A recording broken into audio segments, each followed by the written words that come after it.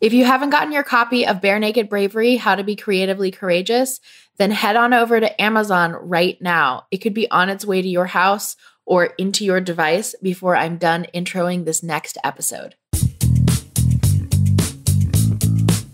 Anybody who has ever done something new for the first time will tell you it's a bit stressful. Ask any entrepreneur how their stress life is, and they'll most likely tell you they're hanging by a thread or really overwhelmed, or in some cases, they look like the stress gives them this high that only illegal substances could explain. I say that from personal experience because I've been all versions of stress management as an entrepreneur and as a musician and a consultant, and I've poorly handled my stress, and especially after the diagnosis of my hand tremor, I've learned how crucial it is to manage this stress wisely.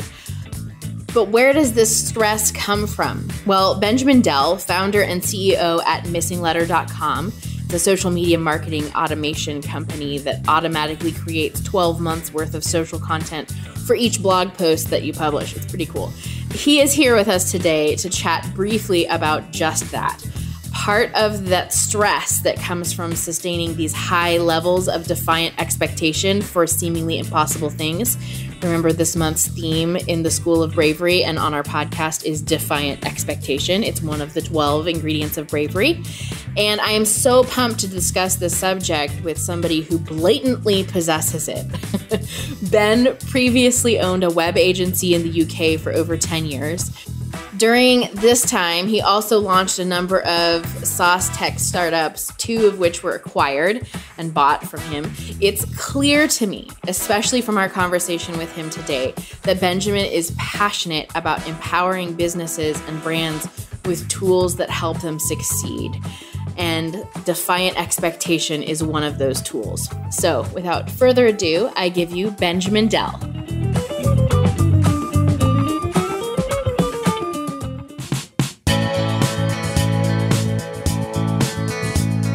You're listening to Bare Naked Bravery, a weekly podcast hosted by me, Emily Ann Peterson.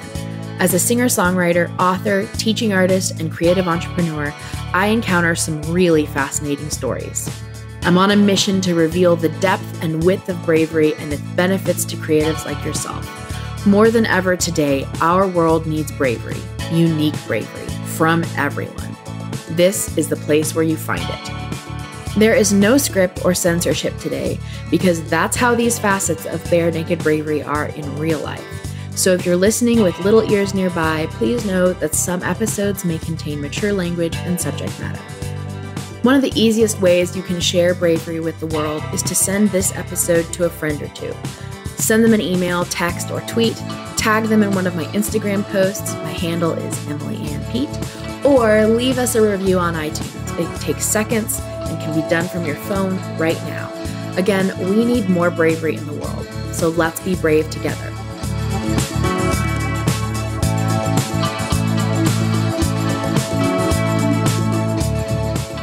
Okay, are you ready for Bare Naked Bravery?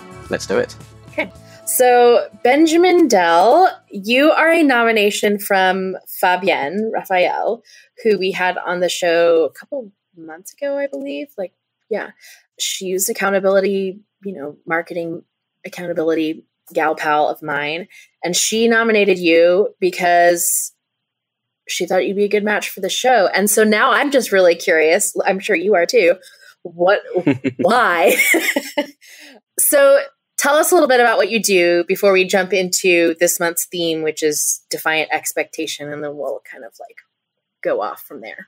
So I'm also very curious to see whether or not I am a good fit. I suppose there's only one way to find out. Let's get to the end of this in the nicest possible way, of course. So my name is Benjamin Dell. I'm the founder and CEO at Missing Letter.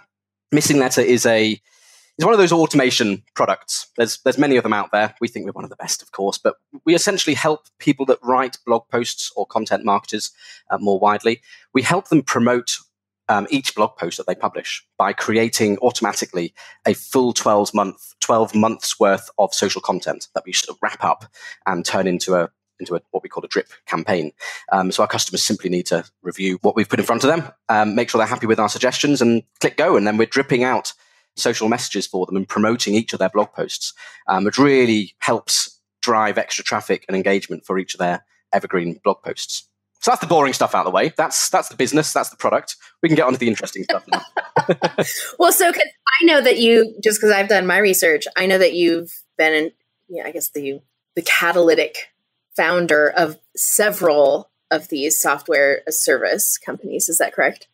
Yes. I mean, as with everything, it's how it's framed and what the actual meat on the bones is all about, really. So yes, I've founded a bunch of startups in the past. I've had more failures than successes.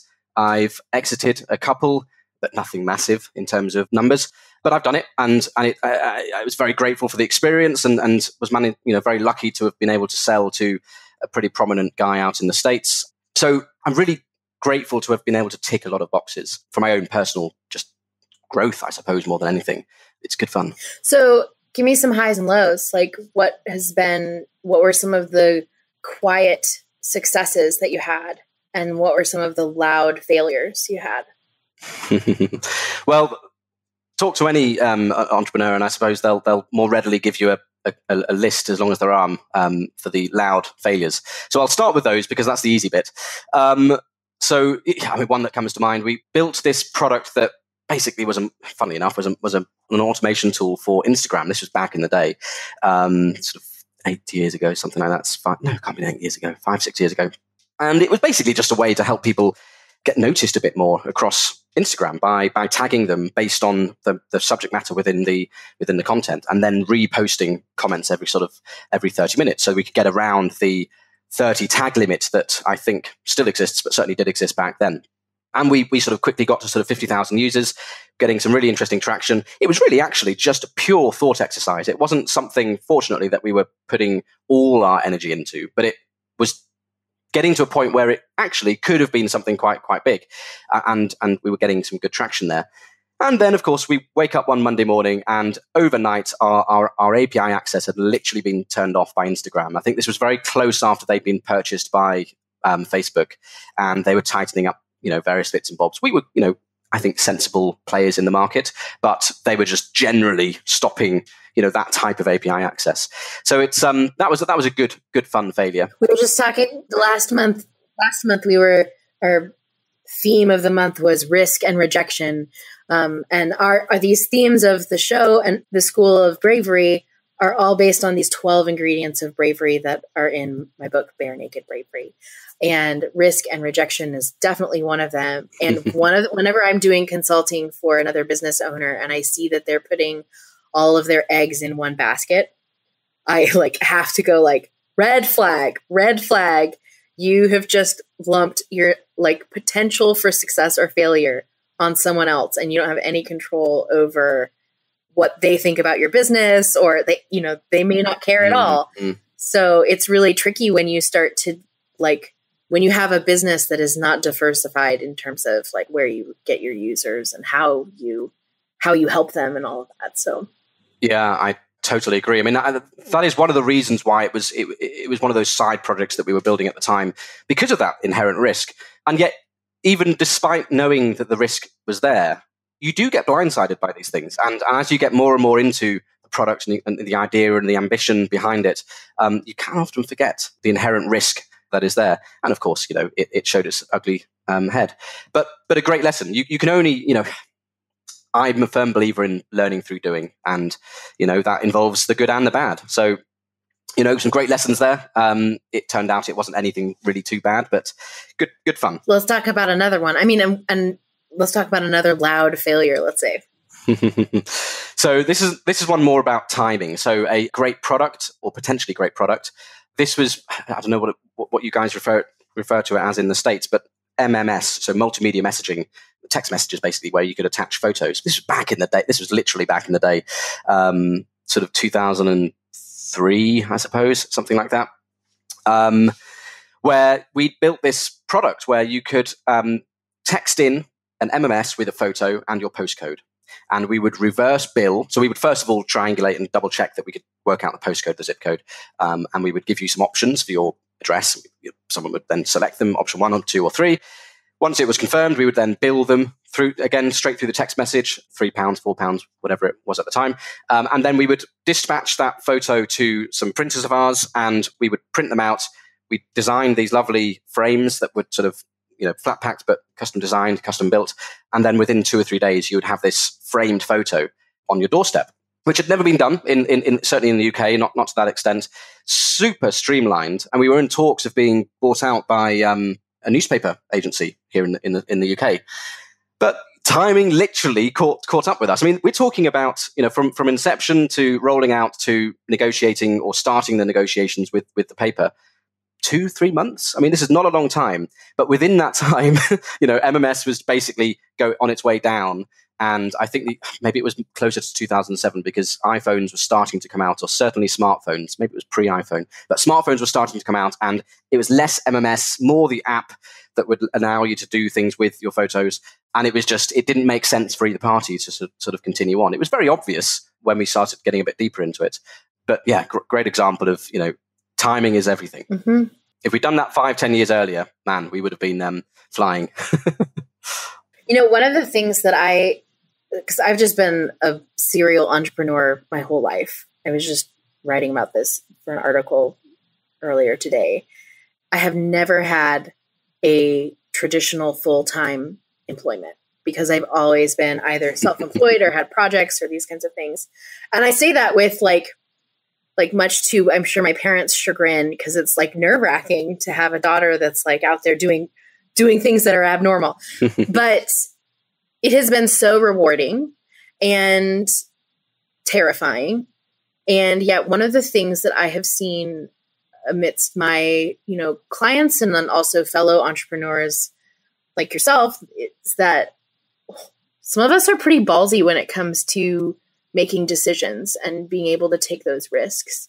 And when it comes to having bravery, we have to have this defiant expectation that what we imagine could be possible could actually be a reality, or should actually be a reality, I should say.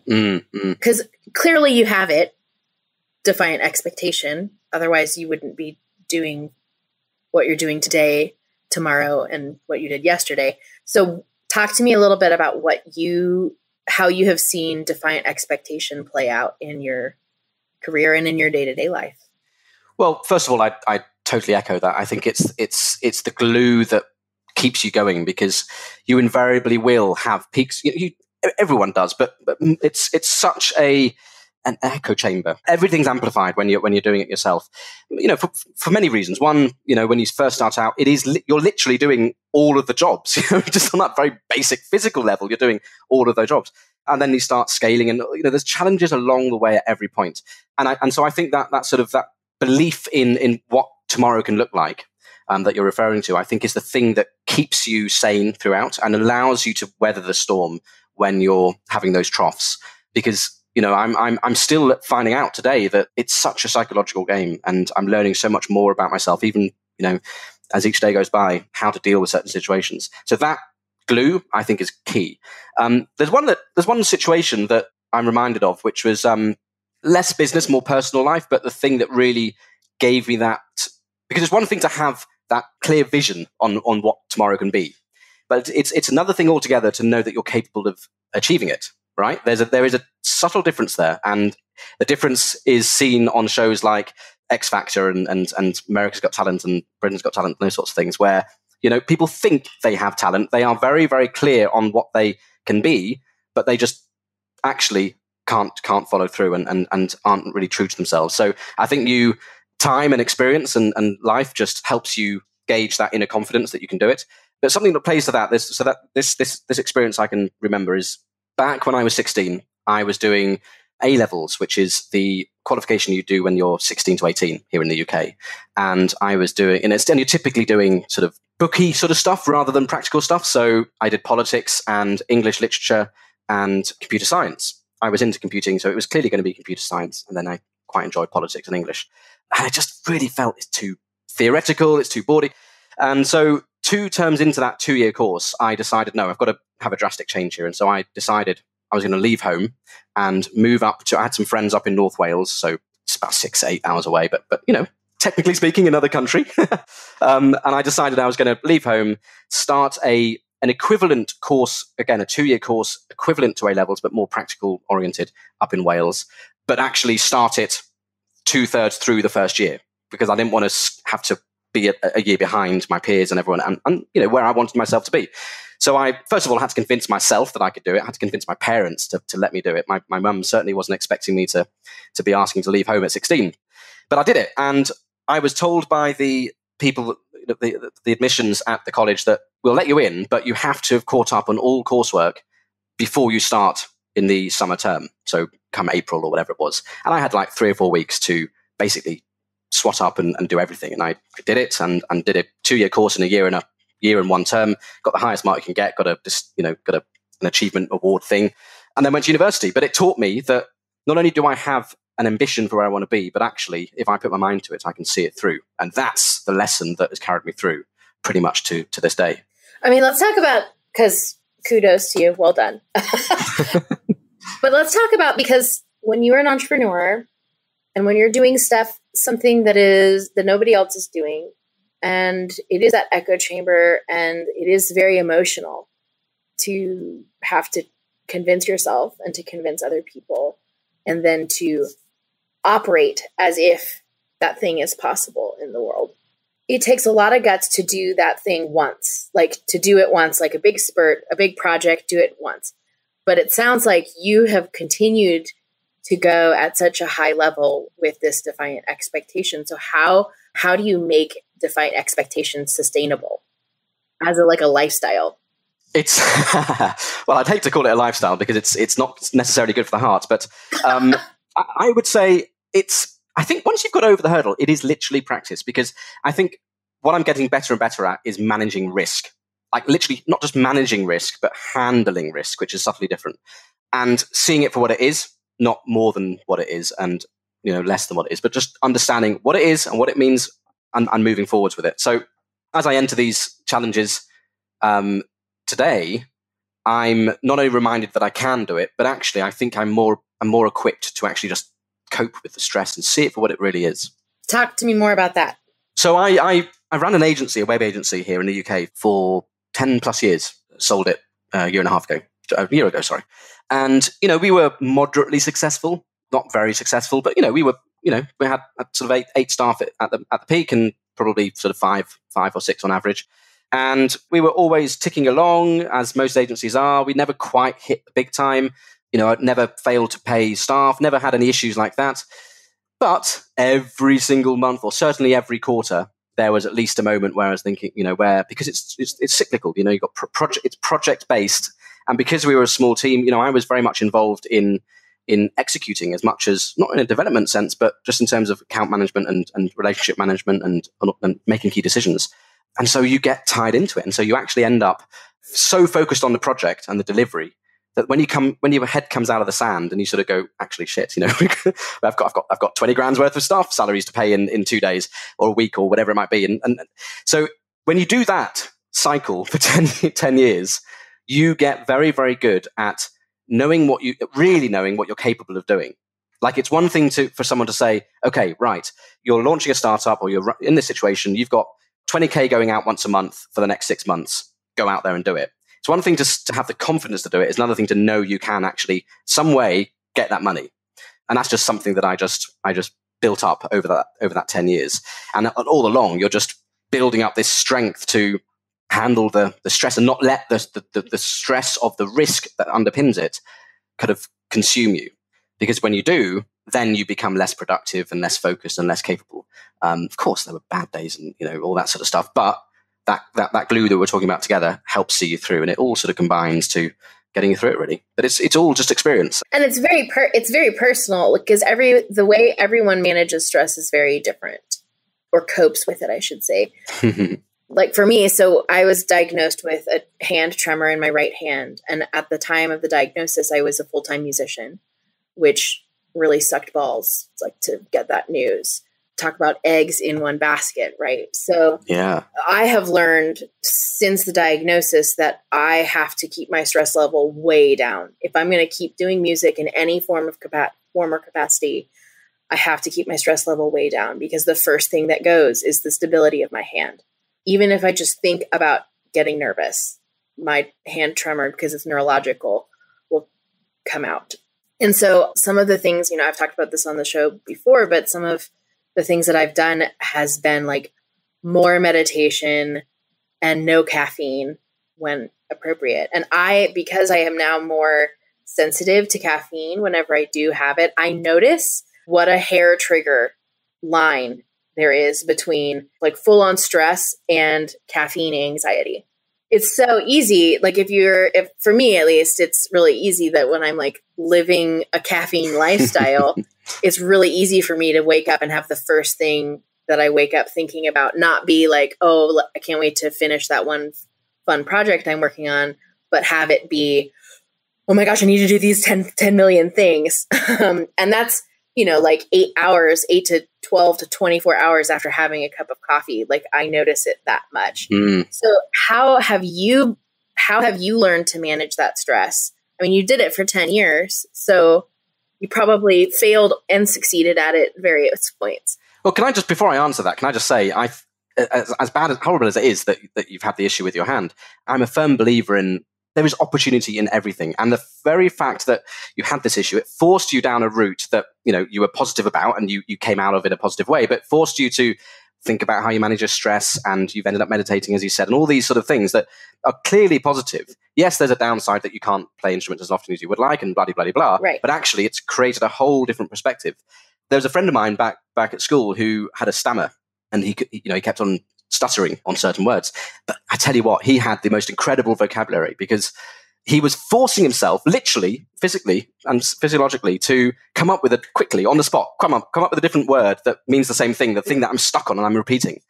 So I think kudos to you for that. I think great example of the opportunity that lies behind it. Well, I mean, I'm definitely not the only person in the world that has taken an obstacle and turned it into the way, and knowing that and learning about that has been really, really freeing, actually, to go like, you're not the only one whose life sucks. And, yeah.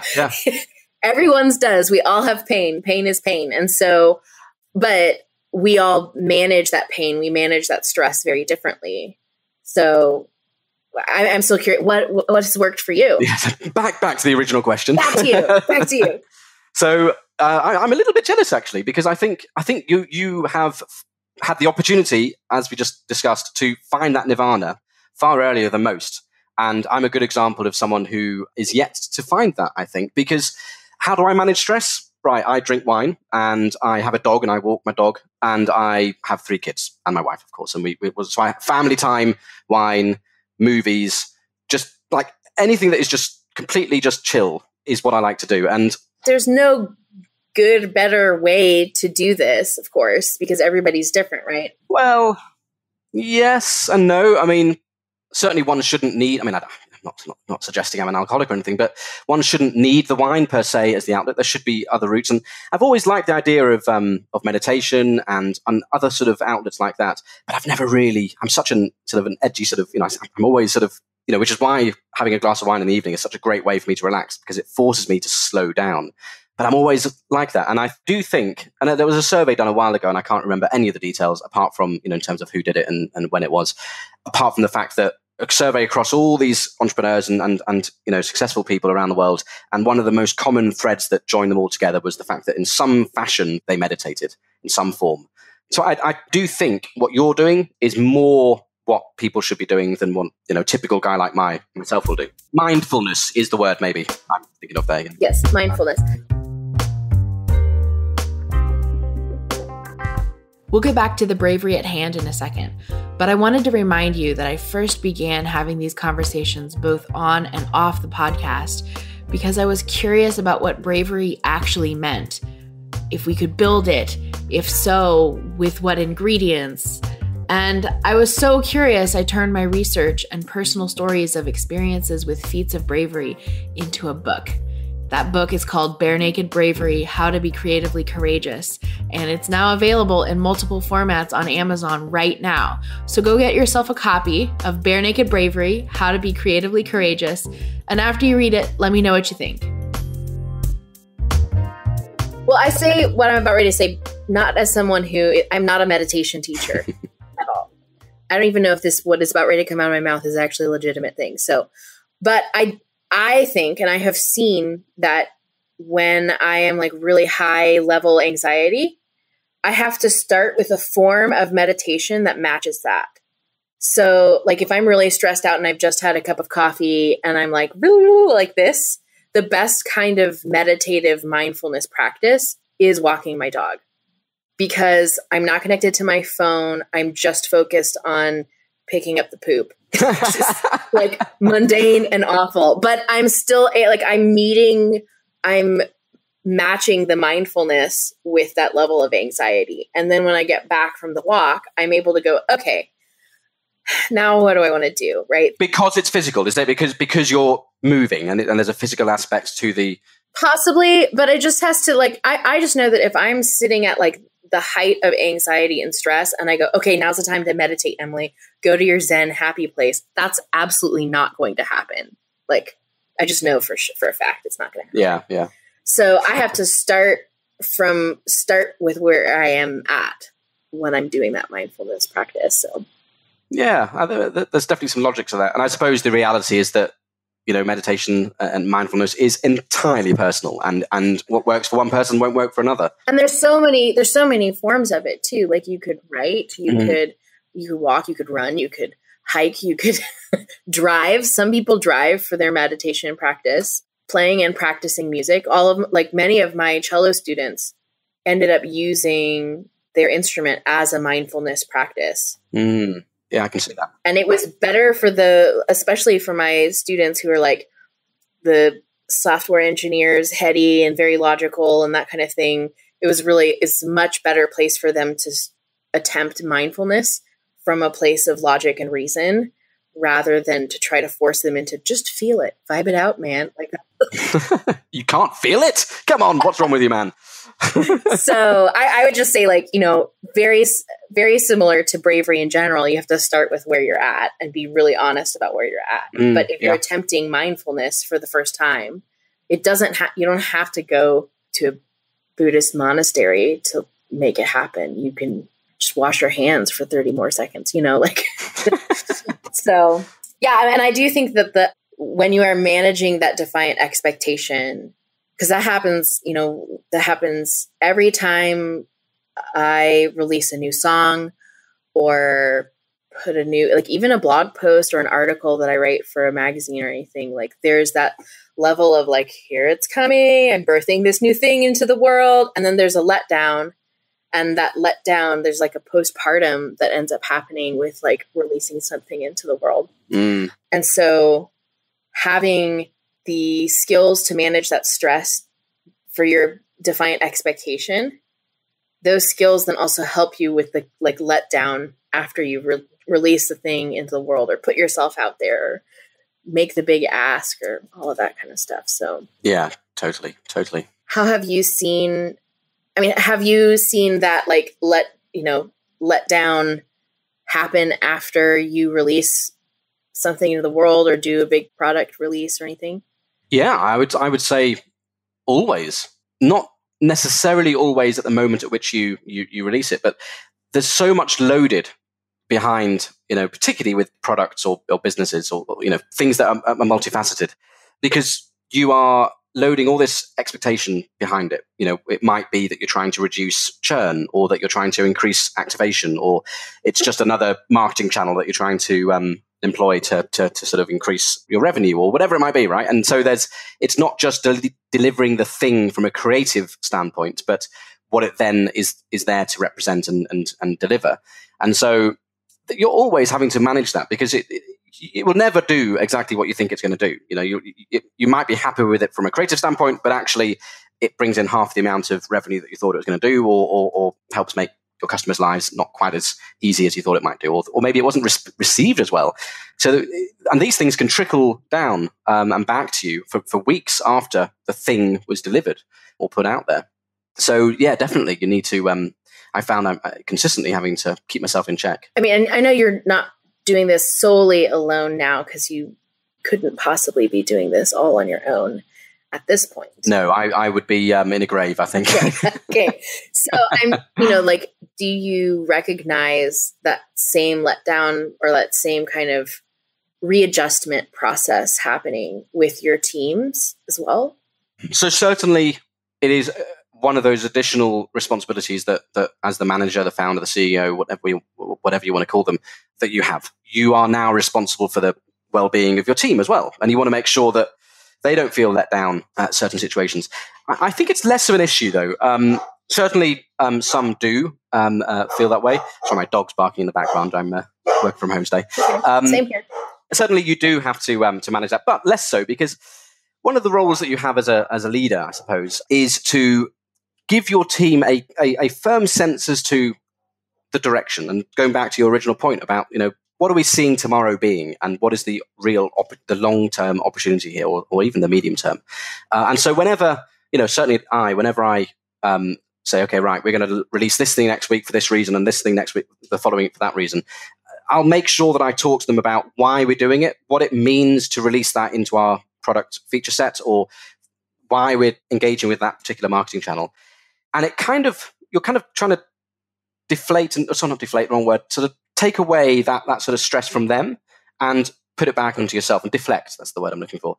Which something that here in the UK, if you watch the Premier League, soccer as you call it, or football here, that's one of the best managers will do that. They will, good or bad, win, lose or draw, they will put it all upon themselves. They won't put blame on the players, because when that's entered into their mind and then on the pitch, they're going to be half as effective. So you've always also got to be thinking about that type of psychological responsibility as well. Which is just one more thing to add to your plate, Yeah. But, you get used to it. It's amazing what you can do. What is it from, what's that quote from Aladdin? Actually, I'd always remind myself I should never start a sentence with "what's that quote from" if I'm not completely sure what the quote is, because it never goes well. But no, what's that? There's that parrot, and the genie's going to get killed, or he thinks he's going to get killed, and the parrot says it's amazing what you can live through. Yeah. I'm going to put you through the ringer, and I'm not going to kill you, but it's amazing what you can live through. And it is. I mean, it's only when you start doing these things that you realize, actually, hang on, I'm pretty good at. We're all capable. All of us are capable of getting through these things. Mm-hmm. Mm-hmm. So, talk to me a little bit about the kind of bravery that you are facing on a day-to-day basis. So, we've talked about history, your past experience with bravery. We've talked a little bit about medium term. What is this short term bravery that you're experiencing today that you feel comfortable sharing? Yeah, for sure. I mean, if we talk about the business itself, we've been going for 18 months. So we're, essentially early stage. And this is missing letter. This is missing letter. Yeah. Which conveniently has a missing letter in the spelling of it. It does, yeah. Just to keep you on your toes. Although we do actually have the full domain name as well, but that's none of the cool kids are going to that one. So you definitely want to go to the one with the missing letter. So we're very early stage. We've created a great product with meaningful following, some early revenue. We've got 15,000 users. We've got some good numbers behind us. And as we were talking about just offline before we started, I'm literally in the throes of entering an angel round, a funding round. Nothing massive, but something that we think we can do something really, really powerful with. And so what I'm challenged with right now is, on the one side, framing that opportunity. And there's one thing as a founder to sort of, in your heart, know what that opportunity is, because that's why you get up every day.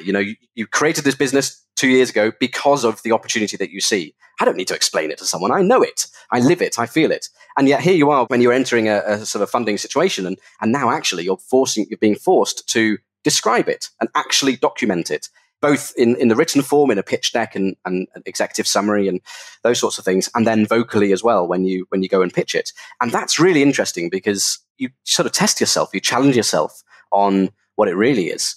And even just in the last few days of sort of tweaking and refining my pitch and going backwards and forwards with some of my advisors, I've changed and tweaked and refined some of my viewpoints on what I thought the real value benefit was, or the problem was that we were solving. Like what? Nothing massive, but subtly enough that it's fairly meaningful. So here's an example, right? So I'm a confident guy. I'm always an optimist. I always think there's an opportunity behind things, blah, blah, blah, blah. But I've always had this sort of niggling feeling, is the product really as good as our customers are telling us it is? We've got good traction. I've got no reason to think it's not. But I'm always sort of thinking, is it really? And I always feel it's not finished. I'm always feeling it could be and should be better than it is today. Everyone will tell you that, I'm sure, any sort of product owner or founder. But because of that, I've done a lot of customer interviews back in the day, but haven't done so many now in the last sort of few months. And in the pitch deck, I did a pitch last week. It was a 3-stage pitch event. So the actual pitch is in a few weeks, and they do, which is really nice. They do 2 pitches over 2 weeks, and they sort of have a panel where they will tell you whether or not you get through. So it is a meaningful thing, but they will also give you feedback. So I've got through to the next round, and they gave me some feedback, and it was on the problem slide where you talk about the problem.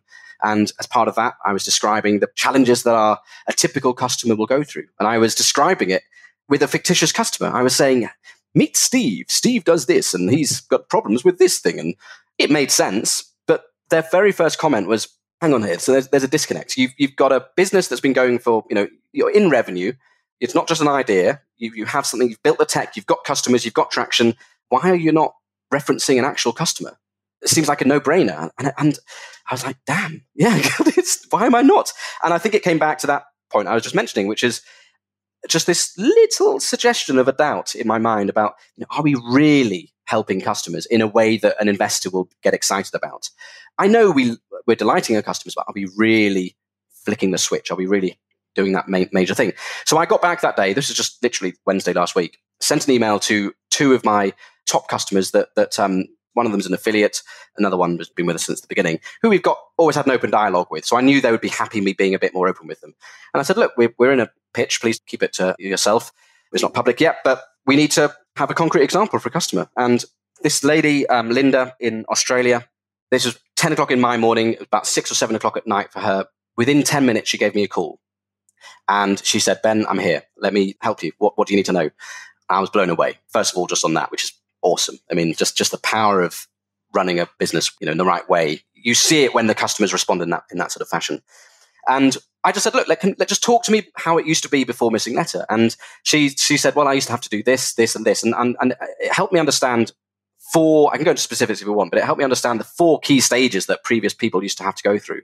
And crucially, I got out of her some real numbers. So she was using a social copywriter 8 hours a week just to create social content for each. I think she was doing sort of 4 or 5 blog posts a week across her different businesses and for some of her clients as well. And so she had to create all the social content and multiple per blog post so that she could spread it out over the year. So she knew what she had to do, but she was doing it in a manual way or getting a team to do it in a manual way. She was paying her, I won't tell you exactly the amounts and everything, just in case, because it's given in privacy. But she was paying about, it was a lot of money. It's a lot of money, you guys. It was a lot of money. It was over £1,000 in sterling, in English pounds a month. And then when I looked at what it might mean for another typical customer who might go for, use Missing Letter and then use maybe an administrator to just review the content because the content's already created for them, you literally shave £1,000 off that. You're left with 40, 50 quid or something that you're spending. And I was blown away because I'd never been bold enough, stupidly, to actually say, hey, Mr. Customer, Mrs. Customer, can you just help me understand what it was like? What were you spending? What was your spend or your time commitment prior to Missing Letter, and what does it look like now? And so straight away, I've got something that is, really simple to explain to an investor who may or may not understand content marketing or automation or even SaaS. £1,000 a month saving, they're going to understand. So yeah, just having that boldness, it's not even boldness, it's just having that little nudge. Well, and on an audience level of things, audience being the person hearing your pitch, it means more to have a story. Yeah. To have your entire pitch be based on one person's story. And even better if that person has a story, like a reason why they are doing their thing. So as an audience member and as a performer, I know that to be true, that like when I sing a song about like love and just love in general, that's cute. Good job. But when I'm telling a story about love or death or grief or something that we all experience, but I'm anchoring it into one experience, one person's story, that's the difference between, oh, I really like that song, and I just bawled my eyes out. What did you do? And as business owners, as a performer, that always feels wonderful to hear, like that somebody cried. That's amazing. Even though obviously you don't want somebody to like cry. So just so I'm clear, you're telling me I need to make my investors cry. Is that right? Why not? I like challenge accepted. Why not? I mean, I think that like I know from personal experience from my own career, but also from seeing so many of my musician colleagues, the ones who are successful are the ones who have learned that people put money where their heartstrings are pulled, whether that's for altruistic reasons or selfish reasons. You know, like even if the non-altruistic one might be like, I have to eat tomorrow or I have to pay rent tomorrow. So my heartstrings are going to get pulled if I can't do that thing, you know, and you're going to help me do it. Great. Here, have some money, you know? Mm. So when it comes to like building the confidence in your own defiant expectations, sometimes it really is a matter of like, where am I anchoring this expectation? Which story am I anchoring it in? Totally. And that in itself can be a journey to sort of understand, you know, it doesn't always come naturally, and you shouldn't beat yourself up if it doesn't, to get to the point where you've understood where that anchoring is based. You know, and when you find it, it feels immediately clear that you found it, which is really powerful. Yeah. This has been so great. Thank you so much for doing this today. What a joy. Hey, pleasure. Beyond your free Bravery bundle, which is always available at barenakedbravery.com, your brave takeaway from today's show is to pop into the Bare Naked Bravery Facebook community and share the latest time that you executed your Defiant Expectation skills. How have you managed your stress? How are you coping with the sustainability of living as a creative misfit? How are you doing that? What's happening? We would love to hear all about your favorite parts of today's show on Bare Naked Bravery and also with your Defiant Expectation as well. You can find Benjamin, Dell, and myself on Facebook, Twitter, Instagram, and all the other places. So go ahead and just tag us so that we can cheer you on and see what you're up to. So that's our show this week. Thank you for listening. Again, we have put all of the links in the show notes for today's episode. Be sure to visit us online for all of that. And if you're curious about joining the School of Bravery, you can go to schoolofbravery.com. We would love to see you and meet you and hear what you're up to. And if you have enjoyed listening to this episode as much as we have enjoyed making it for you, give us a review and rate the show in your iTunes desktop app or on your podcast app on your phone. It really does help us out a lot, and we want to hear what you're up to, and we want to hear how this show has impacted your life. And the best way to do that is in your favorite podcast app in the review section. So if you are digging the music in today's episode, that's because it's brought to you by Lee Rosevere. And you can find out more about him and all the other artists and musicians of the show by going to barenakedbravery.com/sponsors. And I'm so looking forward to being with you next week. We have some awesome things in store for you because July has a brand new theme of bravery, a brand new ingredient theme for the show and for the School of Bravery. So I'm excited about unfolding that for you. Until then, I have one message for you. It's this: be yourself, be vulnerable, be imaginative, be improvisational, be brave, because the world needs more of your bare naked bravery.